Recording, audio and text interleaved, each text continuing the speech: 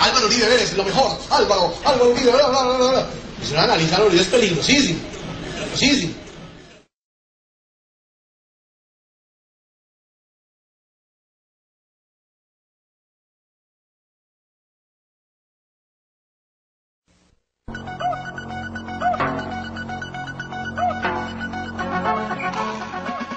En un apartado territorio colonial, muchos criollos han sido desplazados por la guerra que allí se libra. Uno de ellos llegó a Medellín pidiendo justicia. Lo recibió el adelantado don Álvaro Uribe y Vélez, ahí todos en las mismas. ¿Vos traes fotos o problemas? Fuera, doctor, yo soy uno de los desplazados de la violencia. Ah, bueno, pensé que era algo grave. ¿Leíste la revista Semana? Estás ante todo un precandidato neoliberal, un gallo del tapado del D'Artagnan. ¿Y ese qué partido es, doctor? El que soluciona la pobreza, y al que no le alcance, en las autodefensas le dan. O sea que hay que estar en algún bando para que se acabe la guerra. Claro, eso abre mercados como mis cooperativas Convivir. ¿Y la reforma agraria la paz? No, ni riesgos. Eso no da votos. Yo les voy a dar 100.000 pesos mensuales hasta diciembre para que puedan convivir. No, qué reforma, doctor, con eso no le dan a uno ni una matera. Con la microempresa neoliberal, de una matera puede salir un emporio agroindustrial. No, mejor un lotecito en los campos de paz, doctor, briego uno menos. O sea que esto es una colonia agrícola. Y la milicia la quiere volver una colonia penal.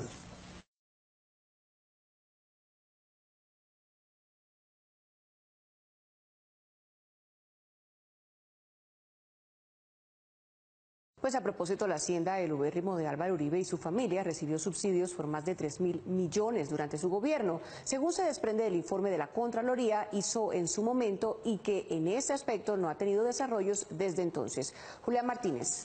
Carolina, el informe detalla las inversiones del gobierno de Álvaro Uribe en los distritos de riego y discrimina entre ellos el de Mocarí en Montería, que tiene como usuario a la ganadería del expresidente Álvaro Uribe.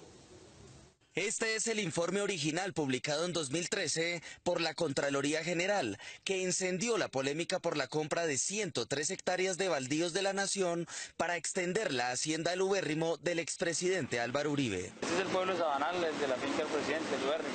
El estudio tenía el objetivo de investigar las inversiones oficiales en los distritos de riego de Atlántico y Córdoba. Un distrito de riego es un sistema de abastecimiento y drenaje de agua, es una serie de canales derivados de una boca toma en el que el agua entra para regar los cultivos. Se trata del distrito de riego Mocarí en Montería, Córdoba, que durante 2008 y 2010 recibió subsidios por 15.965 millones de pesos. En el informe de Higuera se descubrió que luego de ampliar la superficie del ubérrimo con predios baldíos, esta hacienda se favoreció a través del decreto 732 de 2008, firmado por el entonces ministro de Agricultura Andrés Felipe Arias y por el propio presidente Álvaro Uribe. Este fue el distrito de riego con la segunda mayor inversión en el 2008. Se le invirtieron 900 millones de 5.000.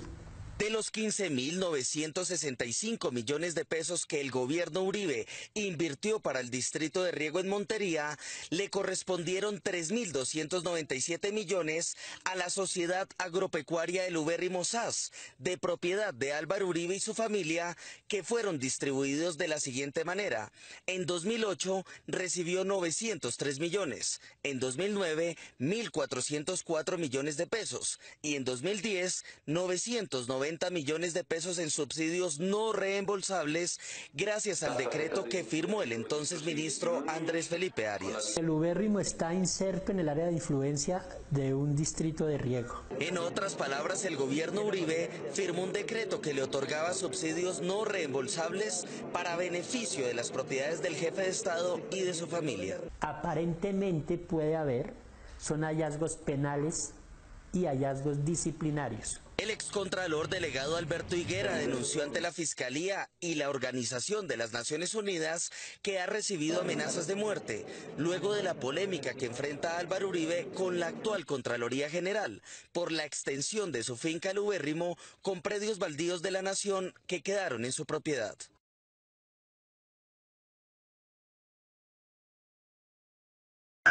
Mis hijos no son hijos de Paco. Mis hijos no son holgazanes. Mis hijos no son corruptos. Mis hijos no son vagos con sueldo. Mis hijos han escogido ser hombres de trabajo, honestos y serios.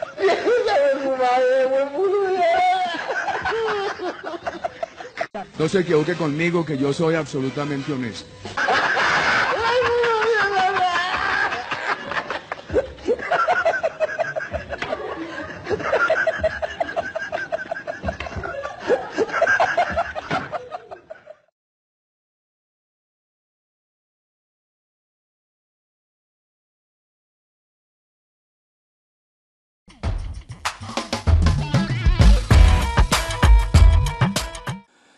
Bueno, y vamos a empezar el programa de hoy hablando de Colombia, porque en estos días está anunciada la visita del expresidente Álvaro Uribe Vélez a la Argentina. Como siempre, Uribe está permanentemente hostilizando a los procesos revolucionarios de América Latina, viene de hablar pestes del gobierno de Venezuela, de provocar a Hugo Chávez en distintas entrevistas, acusarlo de dictador, acusarlo de estar llevando a su pueblo a un precipicio, a un abismo. Justamente Álvaro Uribe, que es un hombre que se caracterizó por enterrar a Colombia en un círculo de violencia, violencia estatal, violencia parapolicial. Son cientos y miles los refugiados y los desplazados que tuvieron que salir de Colombia por culpa de la política represiva de Uribe, pero también son miles los asesinados por el parapolicialismo que Uribe protegió.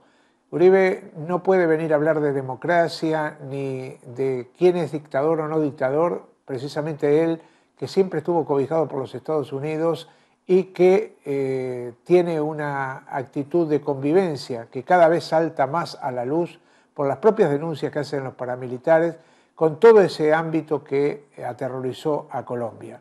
Obviamente el nuevo presidente Juan Manuel Santos no le va a la saga en este sentido, va permanentemente, Colombia está en un círculo de violencia y bueno, queríamos mostrarles quién es Álvaro Uribe en función de un documental que ha hecho Telesur y que se llama Expediente Uribe. Allí van a encontrar las características principales de lo que ha sido el andar de este expresidente que está vinculado a la ultraderecha latinoamericana y sobre todo a la ultraderecha proimperialista. Vamos a verlo. Pueden decirme lo que quieran, paramilitar o lo que quieran.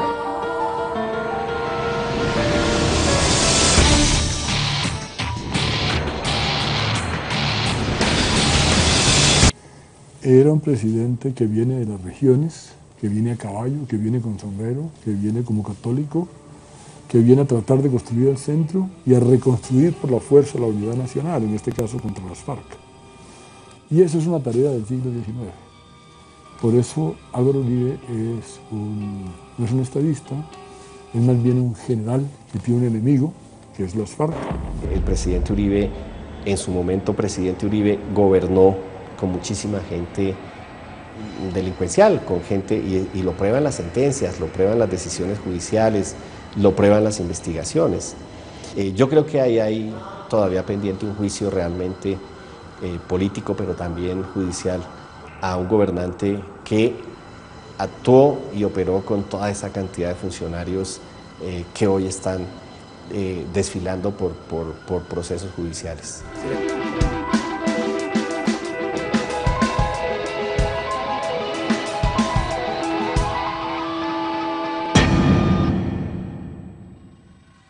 Álvaro Uribe nace en Salgar, Antioquia, un pequeño municipio de Antioquia, hijo de una familia, digamos, prestante de la localidad, pero un campesino, digamos, hijo de un campesino rico. Ese campesino rico, su padre, Uribe Sierra, era un negociante antioqueño. Álvaro Uribe y sus hijos han presentado alguna vez su declaración de renta? Aunque han prometido, por lo menos en 2 oportunidades, primero el presidente públicamente en una locución presidencial televisada ante todos nosotros dijo que iba a entregar su declaración de renta, nunca lo ha hecho, ni ha sido posible conseguirla de ninguna manera. No sabemos cuántas fincas tiene el presidente Uribe, no sabemos cuántos títulos mineros tiene el presidente Uribe, por ejemplo, o no sabemos acciones en qué empresas tiene el presidente Uribe.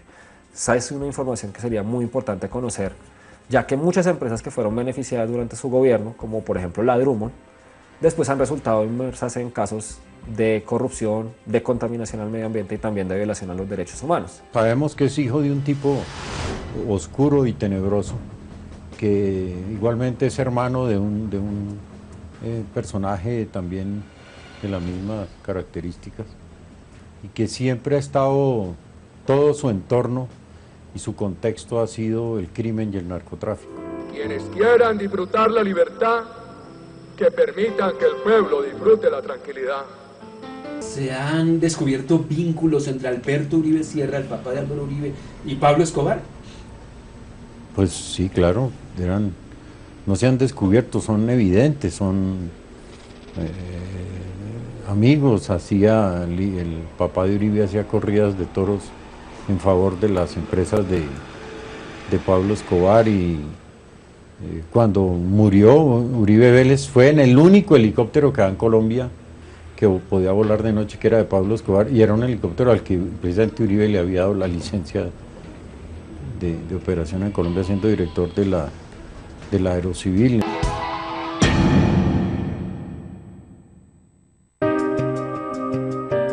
Al terminar la alcaldía, que fue, digamos, hubo bastantes controversias, pero no muchas, es mucho más controvertida la carrera ulterior de Álvaro Uribe, lo nombra el presidente Turbay, lo nombra en la Aeronáutica Civil.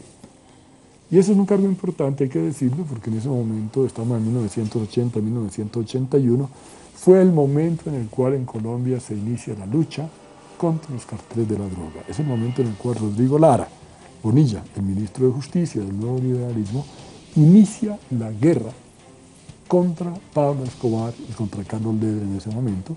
Primero director de Aerocivil fue, sí. Él llegó a reemplazar a un señor, Uribe Senior, si mal no recuerdo,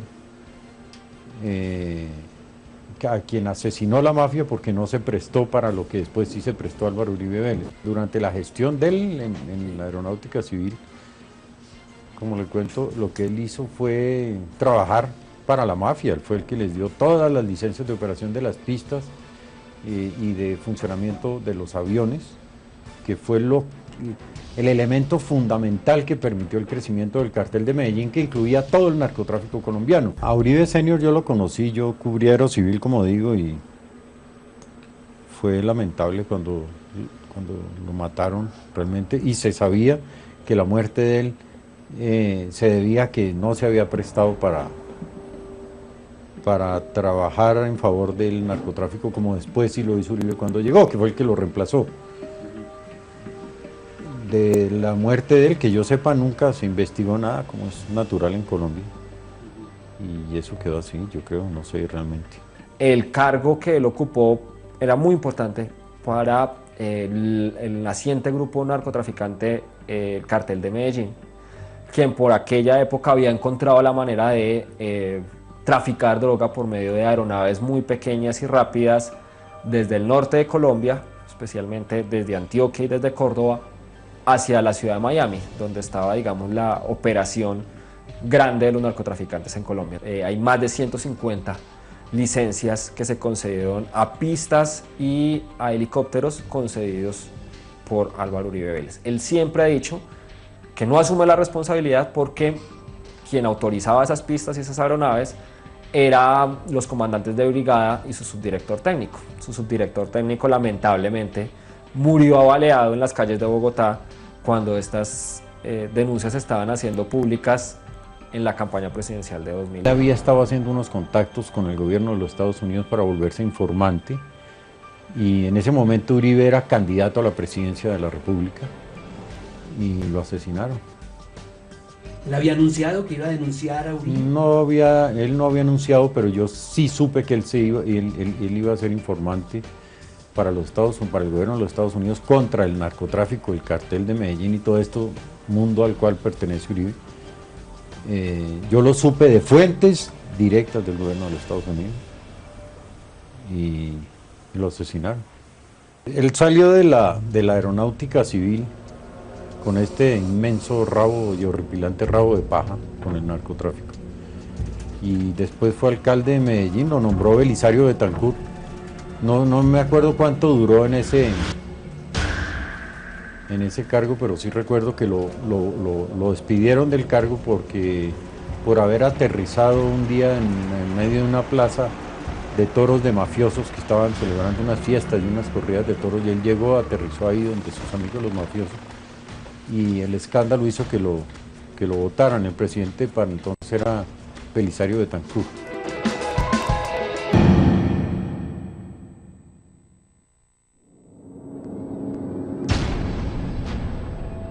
En septiembre de 1991 es revelado un documento de una agencia de inteligencia de los Estados Unidos que dice que Álvaro Uribe Vélez tenía en ese entonces relaciones con el narcotráfico y el cartel de Medellín, que su padre fue asesinado por sus relaciones con los narcotraficantes, que era amigo de Pablo Escobar y participó en la campaña que llevó a este a la Cámara de Representantes, y que como senador Uribe se opuso al tratado de extradición. Álvaro Uribe Vélez, político y senador colombiano dedicado a colaborar con el cartel de Medellín en los altos niveles del gobierno. Uribe se vinculó a un negocio involucrado a las actividades de los narcóticos en Estados Unidos. Su padre fue muerto en Colombia por sus conexiones con los narcotraficantes. Uribe ha trabajado para el cartel de Medellín y es un amigo íntimo de Pablo Escobar Gaviria.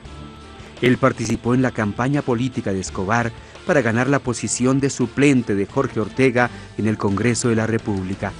Uribe fue uno de los políticos que atacó todas las formas del tratado de extradición.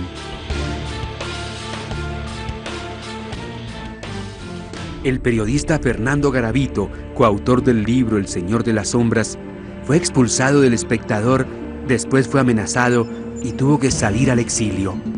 Yo estaba viviendo en Miami y la opción más rápida, porque tenía visa y porque yo tenía una casa allá, fue irse para Miami. Él salió con su hija menor, Manuela, que en ese momento debía tener 9 años, y su esposa Priscila Welton y su hijo Fernando lo siguieron un mes después. Fernando Garavito murió en Nuevo México, Estados Unidos, el 27 de octubre de 2010 en un accidente de carretera. Sí, es muy raro, nadie conoce un parte policial serio de cómo fue que murió Fernando.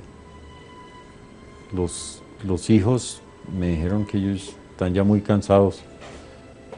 A ellos les tocó toda esta persecución de Uribe contra Fernando, y en medio del asilo y las condiciones más difíciles en las que estaban en Estados Unidos murió Priscila, la mamá de ellos. ¿Murió? Sí, claro, después murió Fernando, y entonces pues ya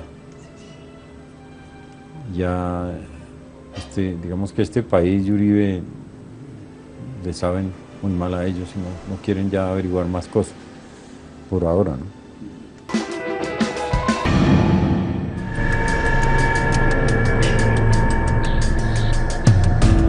La masacre fue realizada el 5 de junio de 1990.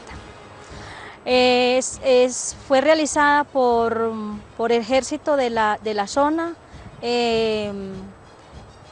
policía de Yarumal y el grupo de los 12 apóstoles que operaban juntos. Los 12 apóstoles lo encabezaba el cura del pueblo, el hermano de Álvaro Uribe, Santiago Uribe. Ellos, las primeras reuniones las hicieron en Santa Rosa de Osos, cuando empezaron a organizar el grupo. Ellos asesinaron mi familia. De la masacre quedaron 3 sobrevivientes, un menor de dos meses, el hijo de Elvia, de 2 mesecitos de nacido. Mi hijo de 9 añitos fue torturado, lo golpearon, pidiendo que les dijeran en dónde estaban las armas, quiénes eran ellos.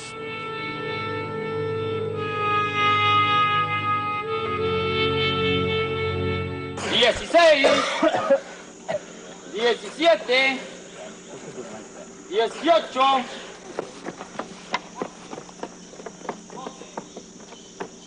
¿Quiénes somos nosotros? Nosotros somos una autodefensa. Nosotros estamos luchando contra el Partido Comunista y todo grupo subversivo de Colombia.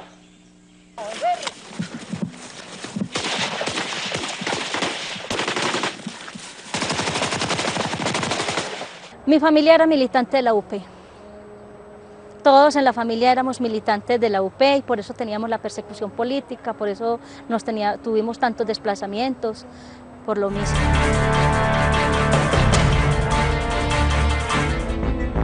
Varios testimonios señalan a Santiago Uribe Vélez, hermano del expresidente, como el líder de los 12 apóstoles, grupo responsable de más de 50 asesinatos cometidos en los municipios de Santa Rosa de Osos y Yarumal, en el departamento de Antioquia.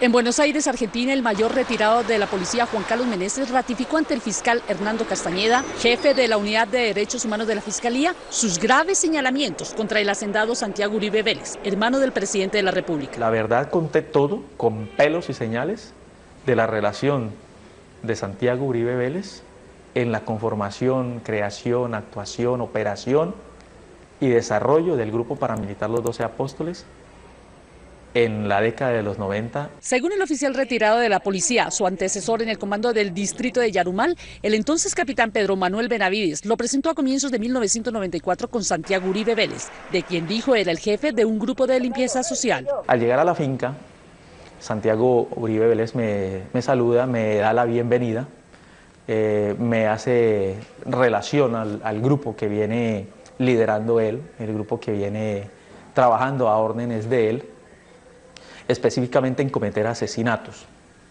con el apoyo de la Policía Nacional. Meneses asegura que el grupo, después llamado por la prensa Los 12 Apóstoles, actuaba como un escuadrón de la muerte en la región. Este grupo se encargaba de asesinar personas pertenecientes a grupos al margen de la ley, entre ellos guerrilla, personas dedicadas a la extorsión, al hurto, a personas expendedoras de vicio, de alucinógenos y consumidores de alucinógenos. La Hacienda La Carolina, de la que es socio Santiago Uribe, albergaba, según Meneses, una pista de entrenamiento de paramilitares. Santiago Uribe Vélez me dice, vean, teniente Juan Carlos Meneses, esta es mi finca, esta es la pista de entrenamiento de mis hombres, aquí es donde yo entreno al grupo que yo lidero. Y Santiago Uribe Vélez me dice, vean, estos muchachos son míos, son hombres que eran alrededor de 15 hombres que usaban prendas de uso privativo de las fuerzas militares, fusiles R-15, fusiles AK-47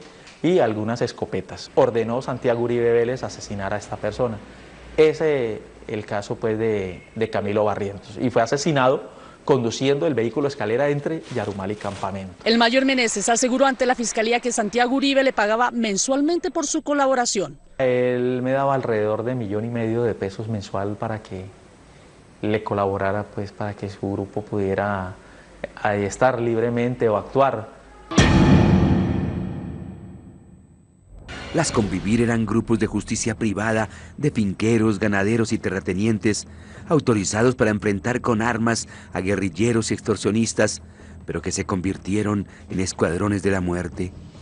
Álvaro Uribe creó 167 Convivir en el departamento de Antioquia. Tengo la memoria muy fresca porque he hecho un esfuerzo de memoria y me he dicho a mí misma que hasta el último día que yo tenga capacidad de respirar, hasta el último día que yo tenga posibilidad de moverme, mi energía está puesta en estudiar, reconocer y advertirle al mundo que lo que ocurrió en el Urabá es un crimen de lesa humanidad.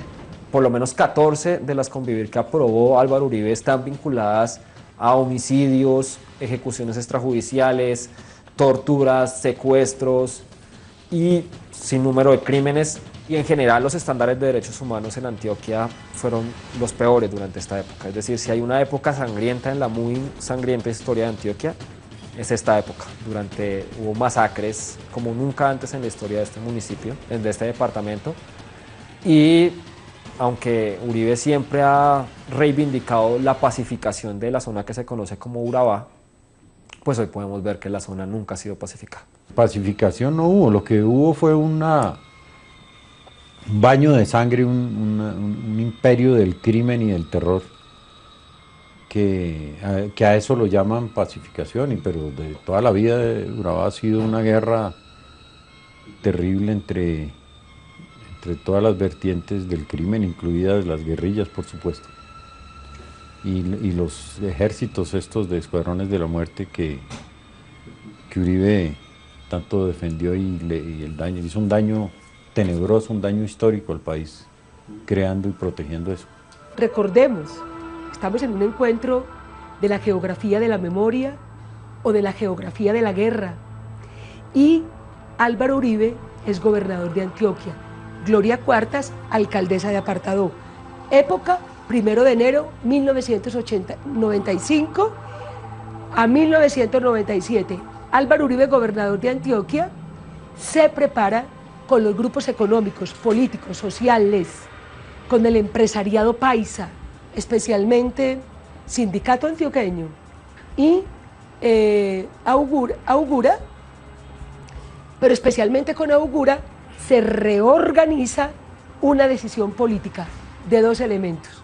Uno, establecer la estructura paramilitar en la región del Urabá.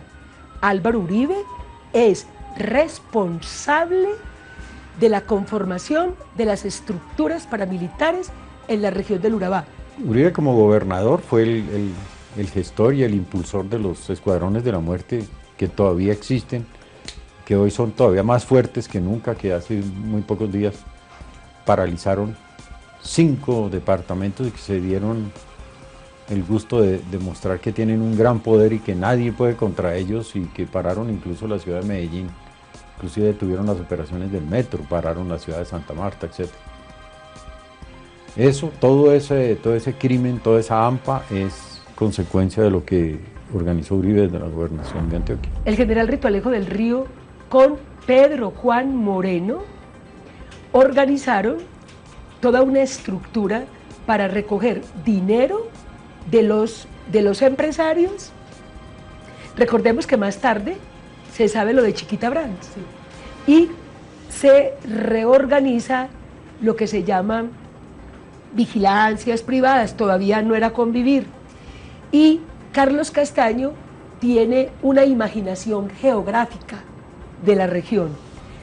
Él tenía muy claramente, tenía clarísimo que la región del Urabá tenía un horizonte en el nuevo mercado con el Japón, porque era necesario todo el mapa minero de la región del Urabá. Es el lugar donde el modelo económico logra tener una mayor fortaleza para que la exportación, la producción con maquilas, la utilización de los recursos sea más fuerte. Esa pacificación se produjo de la mano de un general que hoy está preso por esos hechos precisamente, que se llama Ritualejo del Río. Ritualejo del Río era el comandante de la brigada, y testimonios de paramilitares como Salvatore Mancuso, como alias el Alemán, han dicho que él operaba de manera directa con los paramilitares, es decir, que se hacían operativos, que se subían en los mismos carros, que cuando los paramilitares iban a atacar, los militares corrían sus bases, y por esos hechos se está respondiendo ante la justicia. Una comisión de congresistas encabezada por Piedad Córdoba e Iván Cepeda ha documentado con los propios paramilitares testimonios que comprueban la alianza de Álvaro Uribe con los grupos paramilitares. Los encuentros se han realizado no solo en cárceles colombianas, sino de Estados Unidos, a donde fueron extraditados por el mismo Uribe los jefes de estos escuadrones de la muerte. ¿Qué muestran esas informaciones?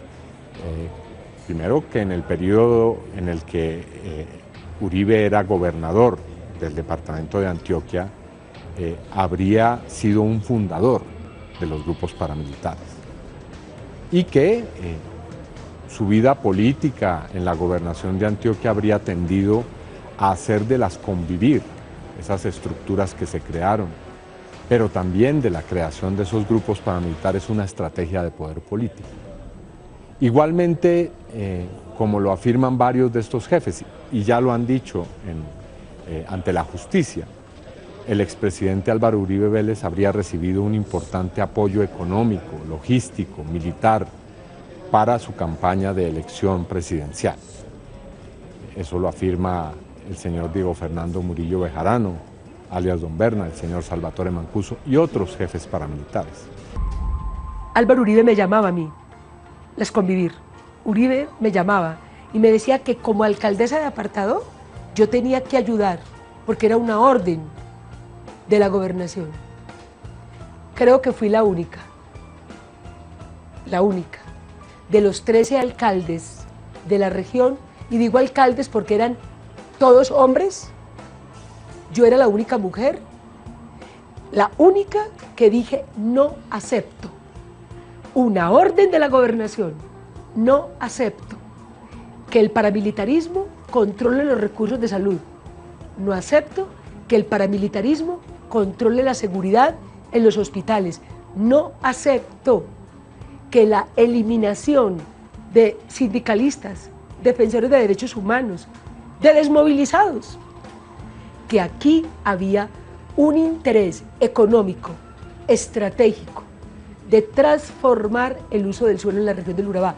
Uribe lo sabía, pero lo sabía la clase gobernante, la clase económica, la clase política de este país. O sea, el expediente Uribe, con el paso de los años, con mis arrugas, con el corazón todavía demasiado arrugado con el dolor, todavía me impresiona lo que vi, me impresiona la cabeza que cortaron de un niño frente a mí, me impresiona las mujeres violadas. Tengo en mi memoria el asesinato de Bartolomé Cataño, el asesinato de 200 personas en la comunidad de paz de San José de Apartado. Me duele. Tiene que existir responsabilidad política, jurídica. Un excepcional testigo de la historia intervino para contradecir al expresidente Álvaro Uribe, quien durante el debate con Iván Cepeda aseguró haber sido muy amigo del asesinado director del Espectador, Guillermo Cano. El testigo es Ana María Busquets, la esposa del periodista inmolado. Julián Martínez. Silvia, también uno de los hijos del director del Espectador le pidió a la Fiscalía que se investigue las relaciones del senador Álvaro Uribe con quien pagó el asesinato de su padre. Guillermo Cano Izaza, el director del Espectador, asesinado por el cartel de Medellín en 1986, no tenía ninguna relación de amistad con Álvaro Uribe Vélez, tal y como lo aseguró en el debate de Iván Cepeda. Tuve una gran amistad con Guillermo Cano y él conoció la honorabilidad de mi carrera pública. Así lo manifestó Ana María Busquets de Cano, esposa del periodista. Amigo, no creo, por lo menos en mi casa nunca estuvo ni yo conocí que hubiera esa amistad en ningún momento. El senador Iván Cepeda reveló que Uribe perteneció a la junta directiva de la empresa Confirmesa, del cambista del cartel de Medellín Luis Carlos Molina, de quien se supo después que le pagó a los sicarios que mataron a Guillermo Cano. El expresidente lo negó. Yo no fui amigo de Luis Carlos Molina, ni hice negocios con él. Pero la Cámara de Comercio de Medellín certificó en septiembre de 1983 que Álvaro Uribe era miembro principal de la junta directiva de Confirmesa. Luis Carlos Molina es el titular de la cuenta bancaria de la que salieron 3.5 millones de pesos que se le pagaron a los sicarios de don Guillermo. De la misma cuenta se giraron en 1986 56 millones de pesos para Raúl Montoya Flores, posterior gerente de la campaña presidencial de Uribe en Magdalena. Cuando se descubrió que Molina era el pagador del crimen de Cano, este empezó a liquidar y a cambiar sus empresas, y para esta tarea contrató al abogado Álvaro Montoya Flores, hermano del gerente de la campaña de Uribe. Álvaro Montoya Flores fue también abogado de Gis Medina, cuando ésta apoyó con su voto para reelegir a Uribe. Alfonso Cano Izaza, el hermano del periodista asesinado, escribió 3 años después del crimen una columna en la que, según él, algunos políticos no merecían su recomendación porque se lucraron de los dineros del narcotráfico y porque oficiaron como voceros del chantaje de los narcoterroristas. Están los siguientes: Norberto Morales Ballesteros, Jairo Ortega, Alberto Santofimio Botero, Mario Uribe Escobar, Ernesto Lucena Quevedo, Álvaro Uribe Vélez. Juan Guillermo Cano, el hijo mayor del asesinado Guillermo Cano, le pidió a la Fiscalía que interrogue a Uribe para que explique su relación con quienes participaron en el asesinato del director del Espectador.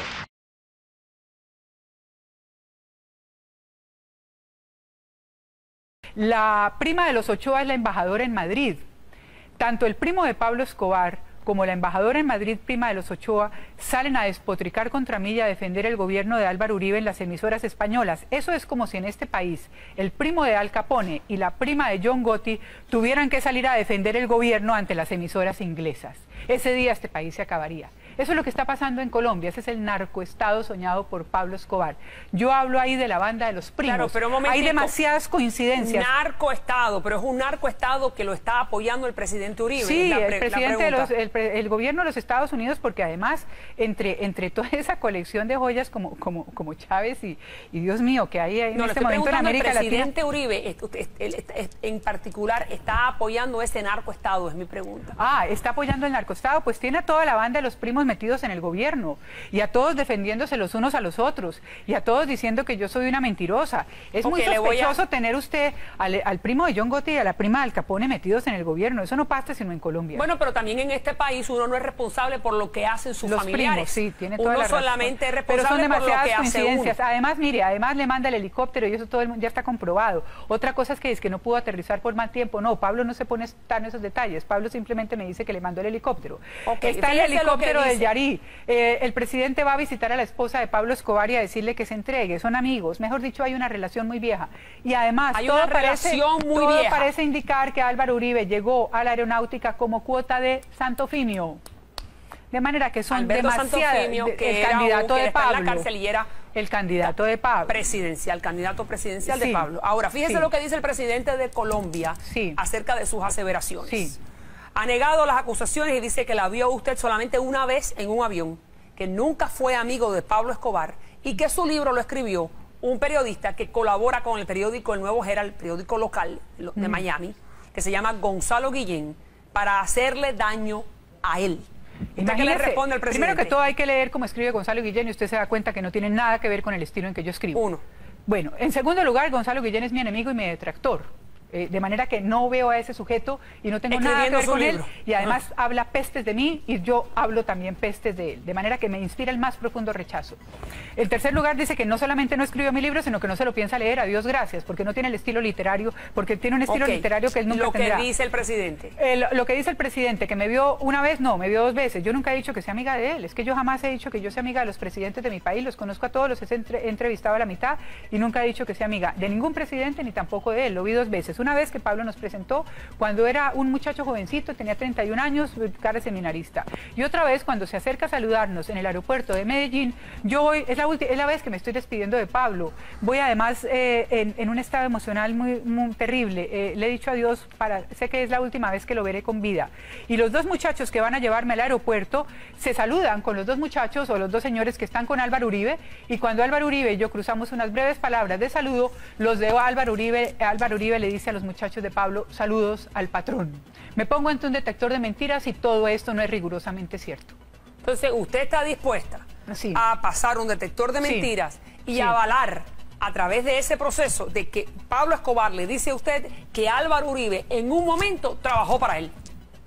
Les consiguió las licencias a todos los narcos para las pistas de aterrizaje de los aviones y los helicópteros. Suficiente. No solamente a Pablo, a todos ellos. Si no es trabajar para el narcotráfico, y además, mire, no sé cómo se llama, tengo que hacer la pausa. Además le pedí ese polígrafo a la DEA insistentemente. Yo les rogaba y les suplicaba que me pusieran el polígrafo y no me hicieran repetir más. Y me decían que el polígrafo era para los chicos malos. Yo les decía, por favor, póngame un polígrafo y voy en vivo y en directo delante de las cámaras a las 7 de la noche en Colombia. Muchísimas, ya regreso. Ya regreso.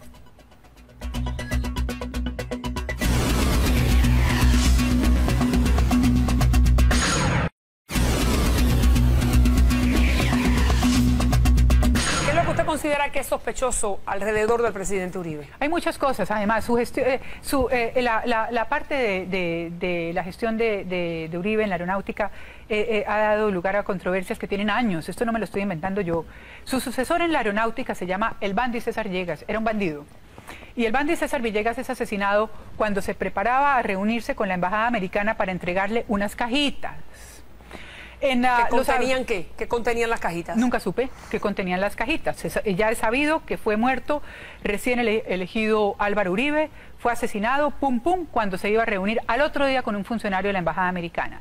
También, cuando muere asesinado a manos de las FARC, el padre del presidente, los avisos fúnebres que invitan al entierro del padre del señor actual presidente de la República son de Medellín sin tugurios y de los socios de Pablo, los hermanos Ángel.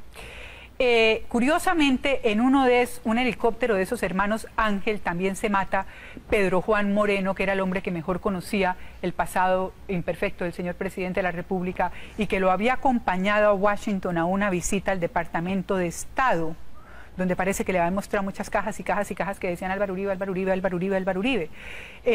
Hay demasiadas historias de vinculación y muertes extrañas y muchos nexos con el narcotráfico, no solamente con Pablo, sino con otros narcotraficantes. Invito, por esta aseveración tan seria que usted está haciendo, invito al presidente, nos vamos a comunicar con su oficina, específicamente con el cónsul colombiano en el sur de la Florida, con el cónsul colombiano en Nueva York o en Los Ángeles, donde también nos están viendo a través de DirecTV, para que, o el embajador colombiano en Washington, obviamente, para que venga y conteste estas aseveraciones, estas acusaciones al primer mandatario del país. Al primer mandatario del país. Déjeme entonces. El periódico El Mundo publica los avisos fúnebres. Medellín sin tugurios invita. Guillo y Juan Santiago Ángel invitan. De manera que eso es historia patria. Vamos entonces, mire. Sí.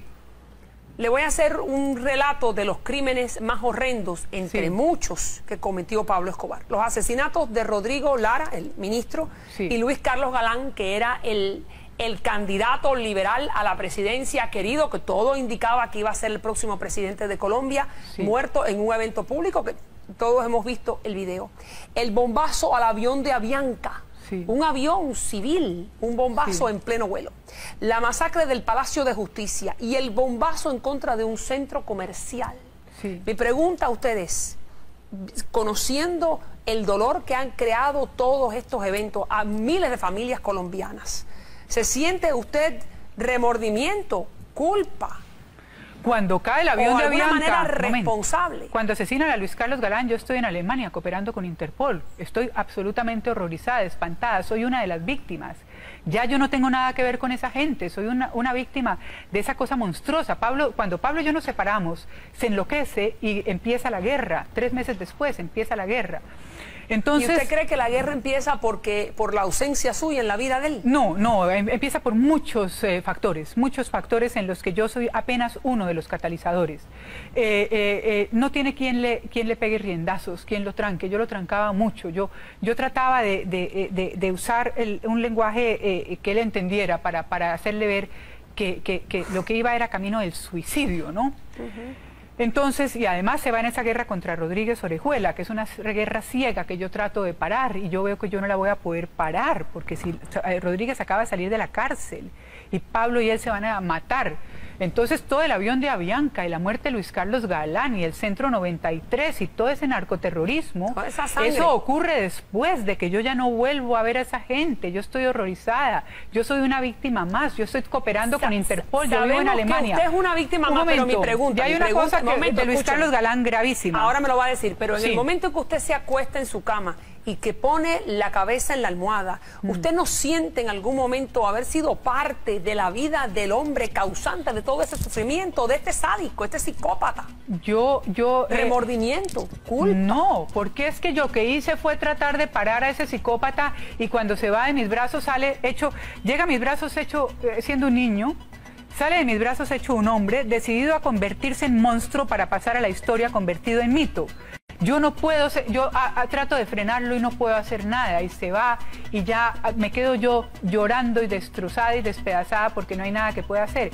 Y a propósito de lo de Luis Carlos Galán y el Palacio de Justicia, todos esos sofismas de distracción de pretender que es que yo sabía y que yo podía haber parado esas muertes y esos horrores, esos son sofismas de distracción y le voy a decir por qué. Es hora ya de que la familia de Luis Carlos Galán Sarmiento y el hijo de Luis Carlos Galán le pidan a la fiscalía no que investigue a una pobre señora que vivía en Alemania y cooperaba con Interpol y no veía a esos delincuentes hacía 2 años y era una víctima de ellos, sino porque el B2 del ejército le dio 18 carnés a los asesinos de Pablo para que pudieran entrar a matar a su padre y hasta el día de hoy no ha tenido el valor de decir investiguen al B2 del ejército y al general Maza Márquez, claro, que porque los asesinos de mi padre colombiano portaban carnés del B2 del ejército. Tengo que ir a una pausa comercial. Cuando regresemos, usted fue una de las 2 amantes más importantes que tuvo Pablo, usted y Wendy. Después me va a explicar qué fue lo que le hizo a Wendy.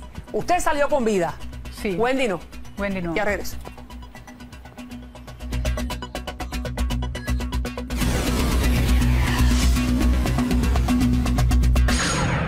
Uribe. Vamos con Álvaro Uribe Vélez. Álvaro Uribe, que es el presidente actual de Colombia, uno de los hombres más respetados por Washington, uno de los hombres más cercanos a la administración del presidente Bush, un hombre de derecha en un mar de diferentes gobernantes latinoamericanos que están de tendencia a izquierda.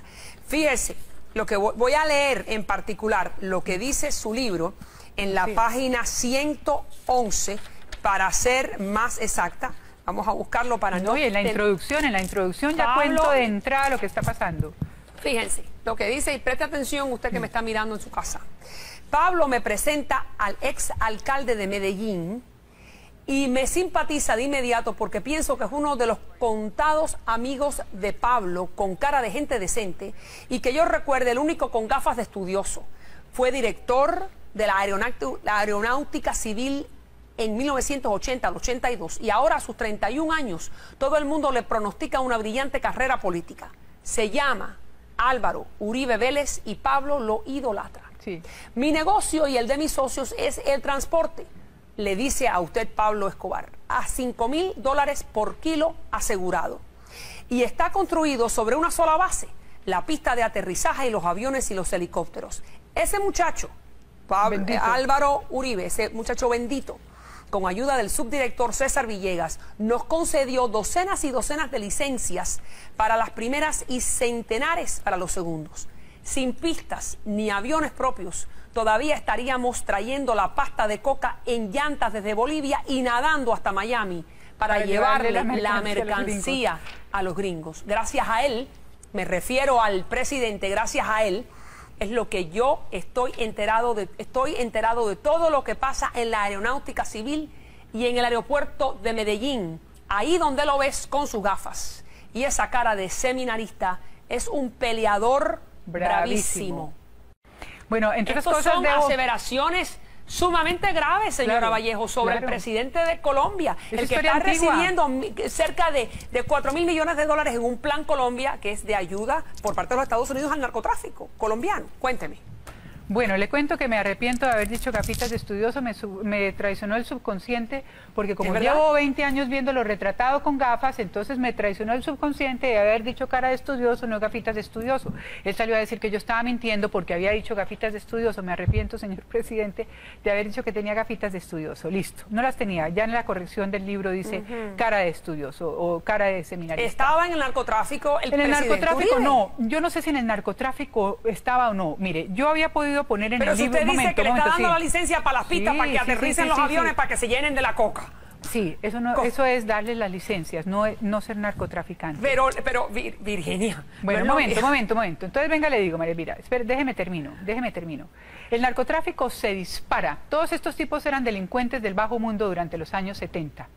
Y el narcotráfico se dispara y empiezan a entrarles esos raudales de dinero entre el 80 y el 82. Es cuando esas fortunas se vuelven de billions, según Forbes y Fortune. Miles de millones de millones. Según Forbes y Fortune. Y eso coincidencialmente es la etapa en que Álvaro Uribe Vélez es director de la Aeronáutica, y muchos de los archivos de la gestión de Álvaro Uribe durante esos 2 años se han desaparecido misteriosamente. Supongo que para eso sirve tener a Juan Manuel Santos de director del Tiempo, o yo no sé qué ha pasado. El periodista Daniel Coronel, que empezó a investigar todo eso, tuvo que salir corriendo de Colombia, y a un periodista del Nuevo Herald, a quien el presidente tuvo el nervio de decir que había escrito mi libro. Imagínense, como si esto lo hubiera podido escribir ese señor. Esto es escrito con la piel y el corazón de una mujer, ¿no? Y además ese señor escribe muy mal y no escribe con el estilo mío, que es, gracias a Dios, creo que impecable. Ese también tuvo que salir corriendo de Colombia cuando el presidente dijo que me había colaborado en mi libro, lo cual es falso. Yo había podido poner todas las investigaciones que ese tipo alguna vez hizo, o que Daniel Coronel hicieron, sobre el pasado del presidente en unos helicópteros y en unas cosas de las que ahorita voy a hablar, y no las puse en mi libro. Yo me limité a poner en mi libro estrictamente lo que Pablo me dijo y lo que me consta. Pero hablando de Daniel Coronel, por ejemplo, él averiguó que el helicóptero que encontraron en los grandes laboratorios de Tranquilandia, que eran un complejo cocainero de 500 hectáreas con 14 laboratorios enormes, 7 aviones, 17 toneladas de coca y un helicóptero, ese helicóptero era coincidencialmente de la familia del presidente Álvaro Uribe Vélez. Cuando Coronel averigua eso, tiene que salir corriendo del país y asilarse en los Estados Unidos. Allí? Nunca le pregunté a Pablo, porque Pablo y yo no hablamos de ese helicóptero. Eso es una investigación que hace un periodista muy prestigioso que se llama Daniel Coronel. Cuando al padre de Álvaro Uribe lo asesina las FARC en un intento de secuestro, Pablo me cuenta que le ha mandado el helicóptero. El primo de Pablo Escobar es José Obdulio Gaviria, asesor presidencial, primo hermano de Pablo Escobar, a quien ahora la familia de Pablo Escobar defiende porque es el pariente. La prima de los Ochoa es la embajadora en Madrid. Tanto el primo de Pablo Escobar como la embajadora en Madrid, prima de los Ochoa, salen a despotricar contra mí y a defender el gobierno de Álvaro Uribe en las emisoras españolas. Eso es como si en este país el primo de Al Capone y la prima de John Gotti tuvieran que salir a defender el gobierno ante las emisoras inglesas. Ese día este país se acabaría. Eso es lo que está pasando en Colombia. Ese es el narcoestado soñado por Pablo Escobar. Yo hablo ahí de la banda de los primos. Claro, pero hay demasiadas coincidencias. Narcoestado, pero es un narcoestado que lo está apoyando el presidente Uribe. Sí. El 12 de noviembre de 2008, 5 meses antes de morir, el ex paramilitar Francisco Villalba declaró bajo la gravedad de juramento en la Comisión de Acusación de la Cámara de Representantes que el entonces gobernador de Antioquia, Álvaro Uribe, y su hermano Santiago se reunieron con jefes de las autodefensas para planear la masacre del Aro ocurrida en 1997. ¿Quién estaba presente? Álvaro Uribe y Santiago Uribe, el señor Mancuso, Cobra, 90, Carlos Castaño, mi persona, Junior y los 22 hombres que yo tenía bajo mi mando. Captura de Santiago Uribe Vélez, hermano del expresidente Álvaro Uribe, es acusado de tener nexos con el grupo paramilitar Los 12 Apóstoles, acusado también de concierto para delinquir y homicidio agravado. Santiago Uribe Vélez. Yo siempre he dicho que el expresidente Uribe lo respeto mucho como presidente, como persona, como todo. Pero yo hablo así porque como sé de sus cosas que hizo, es un bandido igual a mí. Es un bandido igual a mí, también delinquió. Y así, ahí lo que usted quiera, todo lo falso positivo, porque es que una cosa es decir, yo me enteré, yo oí, a mí me contaron, no, yo lo ejecuté. Es diferente, es decir, yo lo ejecuté. El paramilitar más conocido de Colombia, Salvatore Mancuso, hizo revelaciones sobre su relación con el expresidente Álvaro Uribe que han generado un nuevo escándalo y motivaron a una reacción inmediata del exmandatario. Mancuso hizo confesiones a través de una entrevista telefónica desde una prisión en los Estados Unidos. Señor Mancuso, ¿se reunió usted alguna vez con el expresidente Álvaro Uribe Vélez? Sí, me reuní con él. Incluso afirmó que financió la campaña para su reelección. Yo apoyé la reelección del presidente Uribe, tanto con el aporte que hicimos en las comunidades como con dinero que se lo entregó al comandante Andrés.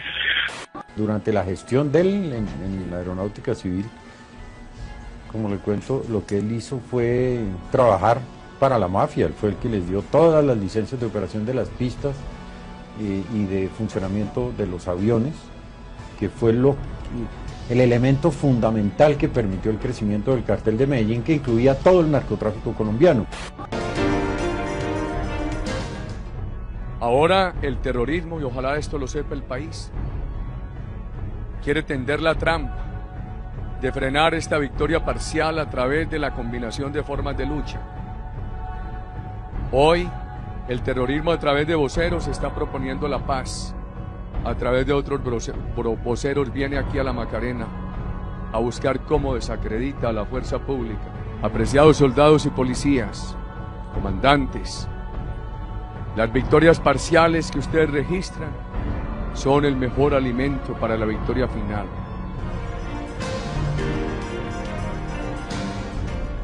Mi hijo lo mataron la móvil 12. Fueron los paramilitares acompañados con el ejército del batallón París de San José, que eso yo lo denuncio claramente.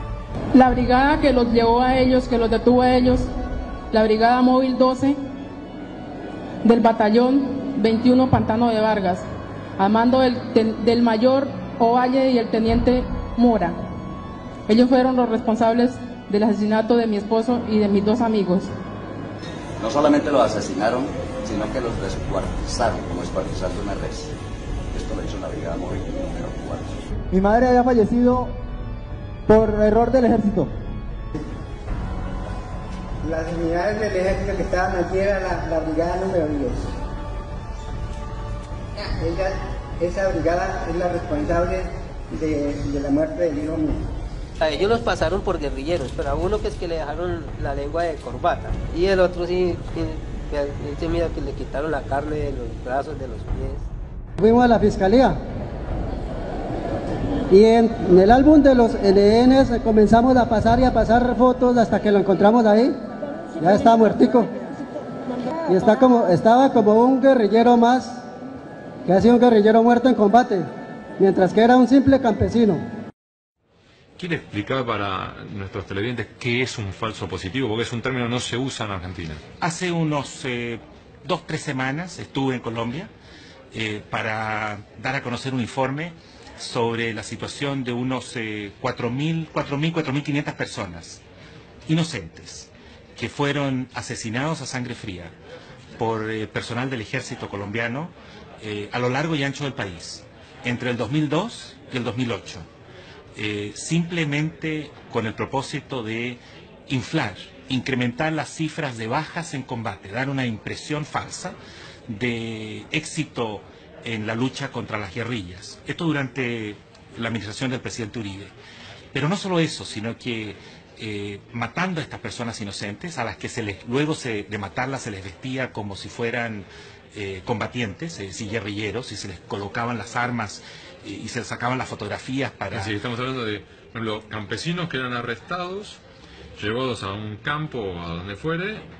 Y ejecutados a sangre fría. Y ni siquiera arrestados, sino que engañados con la oferta de un contrato, de un trabajo. Gente pobre, gente muy humilde, o personas que vivían en las calles. Incluso hay casos de personas con deficiencias mentales serias, que fueron, digamos, los pusieron sobre una patrulla, un camión militar, y a 2 o 3 horas de distancia de ese sitio se les ejecuta con otras 2 o 3 personas y se emite un parte, un boletín diciendo de que murieron 2 o 3 guerrilleros en combate con las fuerzas militares. Todo eso se prefabrica con el propósito de ganar promociones, bonos, promociones militares en el promociones militares, incluso incentivos económicos, hasta vacaciones para los soldados que participaban en todo esto. Nosotros hemos hecho una investigación muy cuidadosa que nos ha tomado prácticamente un año, recorriendo el país, y como resultado pudimos constatar que hay hoy día, felizmente, 800 soldados condenados, es decir, cumpliendo condenas por falsos positivos, es decir, por estos 4.000 y más casos de personas inocentes asesinadas. Sin embargo, los jefes de brigada, los comandantes de brigada, que en su momento eran tenientes coroneles... Nosotros denominamos acá el jefe de regimiento, digamos. Sí, pero de unidades incluso más pequeñas, ya no es de batallón ni de división, sino que de unidades de comando que participaban en estas operaciones militares. Esos han seguido ascendiendo sus funciones al punto que muchos de ellos llegaron a generales.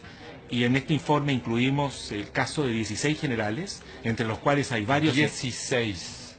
Y varios en servicio activo, incluyendo el jefe del ejército hasta hace 2 semanas, y el jefe de las Fuerzas Armadas colombianas, que sigue siendo el jefe de las Fuerzas Armadas colombianas, con antecedentes en estos hechos, y sin embargo nunca fueron siquiera objeto de de investigaciones o menores, de cuestionamientos por parte de los fiscales. El día que lanzamos el informe, felizmente la Fiscalía llamó a indagación a 4 generales, 2 de ellos en servicio activo, 2 de ellos en retiro. Pero evidentemente que se generó una gran polémica y el presidente del país y las mismas fuerzas militares rechazaron el informe como parte de una campaña de extrema izquierda para desacreditar al ejército colombiano, lo que es una técnica habitual, ya sea de la extrema izquierda o la extrema derecha, de evitar, digamos, enfrentar lo sustantivo que se está discutiendo y simplemente atribuir al mensajero todo tipo de conspiraciones o fines inconfesables con el propósito de no responder ante las acusaciones.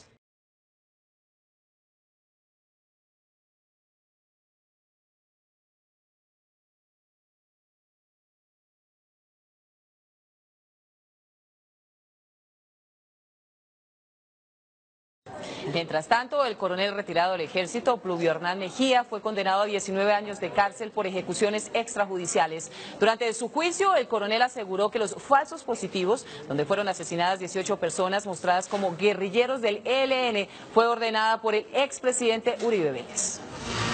El coronel retirado del ejército, Hernán Mejía, que fue condenado a 19 años y 6 meses de cárcel por falsos positivos durante los años de 2002 y 2004 en Cesar, declaró en el juicio que fue el expresidente Álvaro Uribe Vélez quien ordenó realizar la operación Tormenta 2, en la que 18 paramilitares fueron presentados como guerrilleros del ELN. Mejía aseguró que Uribe recibía información de inteligencia de Jorge Noguera, director del DAS, quien se encuentra condenado por paramilitarismo y paga condena en la cárcel de La Picota. Los presuntos guerrilleros habrían sido hombres del jefe paramilitar alias 39, el mismo mayor retirado del ejército David Hernández, responsable del secuestro y muerte del ex viceministro de Educación Alex Lopera, asesinado en Antioquia en 1999. El fallo del juzgado sexto especializado de Bogotá cita textualmente: se ha aprobado la existencia de acuerdos de cooperación con Jorge 40 y Hernán Giraldo Cerda. Como parte de este acuerdo, los militares no combatían a los paramilitares y les suministraban armas, municiones y material de intendencia para recibir a cambio guerrilleros o paramilitares rasos, para ser ejecutados extrajudicialmente y presentarlos como bajas en combate.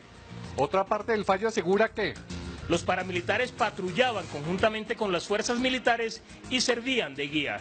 El tribunal aseguró que Mejía conformó un comando especial denominado Zarpazo, que cada vez que operaba regresaba con personas muertas. Un testigo afirmó que el coronel Mejía recibió de Jorge 40 una camioneta y otras versiones aseguran que llegó a recibir hasta 30 millones de pesos mensualmente. Yo siempre he dicho que el expresidente Uribe lo respeto mucho como presidente, como persona, como todo, pero yo hablo así porque como sé de sus cosas que hizo, es un bandido igual a mí. Que aquí hay unos delitos de lesa humanidad, aquí hay unas masacres, hay unas desapariciones, aquí hay conformación de grupos de autodefensa donde él es responsable. Para las guerrillas fue referente de personajes como Fidel Castro, como el Che Guevara, como Stalin. Para las guerrillas colombianas, para nosotros lo fue el expresidente Álvaro Uribe Vélez. Nosotros éramos los que dábamos de baja y llamábamos a los militares a que se dieran el vitrinazo, se dieran el champú, mostrando. Porque no se explica uno como un coronel decirle a un hombre: Alberto, colaborame que estoy descuadrado en 3 muertos para este mes. Entonces necesito hacer un curso a Estados Unidos, o necesito ir al Sinaí, o necesito que una condecoración, o necesito para el ascenso, todo, porque entre ellos habían competencias de número de bajas. Entonces uno, hombre, ¿cómo lo querés? ¿De FARC, del EN o cómo? Les ponía el fusil, les ponía el brazalete, los maquillaba, como se dice, bien organizados, y se daba el operativo. Han querido seguir manteniendo esas estadísticas de número de bajas. Entonces resulta que ellos se quedaron sin quien les entregue esos positivos. Empezaron a hacerlos ellos por sus propios mecanismos, por sus propios medios, y como decimos nosotros en el argot carcelero, la vuelta se les cayó, porque no lo supieron hacer. Consiguieron gente, por decir como los de Soacha, y los trasladan a otro departamento de un día hacia otro. Entonces, ¿cómo? O muchos que quedan las botas al revés. A ver, yo en este proceso contra el expresidente Uribe, yo estoy dispuesto a ir hasta las últimas consecuencias. No sé qué tendrá que pasar para yo no seguir. Tal vez era mi muerte, no sé. Si en Colombia no hay la capacidad de investigarlo, de judicializarlo y condenarlo, yo le solicito a la Corte Penal Internacional que intervenga. Y Álvaro Uribe no disparó un fusil. Yo no estoy diciendo que él mató a un campesino, pero él lideró y propició y fue nuestro referente. Álvaro Uribe, donde lo pongan, llevará el San Benito de autodefensas. Así se muera, hasta la eternidad se lo llevará. Cuando yo le digo al presidente Uribe que se desmovilice, es por lo siguiente. Resulta que todo combatiente de un grupo al margen de la ley, llevamos dos fusiles. Llevamos el fusil físico y el fusil mental. Donde el que lleva el fusil físico ni siquiera sabe por qué está matando. Aquí usted le pregunta a un muchacho, con todo el respeto, un patrullero raso, inclusive un comandante medio, y no sabe por qué luchó, ni sabe por qué mató. Entonces el peligroso es el que piensa, el que lleva el fusil en la mente. Resulta que el expresidente Uribe no ha soltado el fusil que lleva en la mente. Si hay un verdadero proceso de paz con las FARC y con el ELN, y el presidente Álvaro Uribe sigue en su posición vertical, sería un riesgo que esta gente ingresara nuevamente a la vida civil en Colombia, porque Uribe es capaz de matarlos a todos. Es la cabeza del paramilitarismo en Colombia, el doctor Álvaro Uribe Vélez.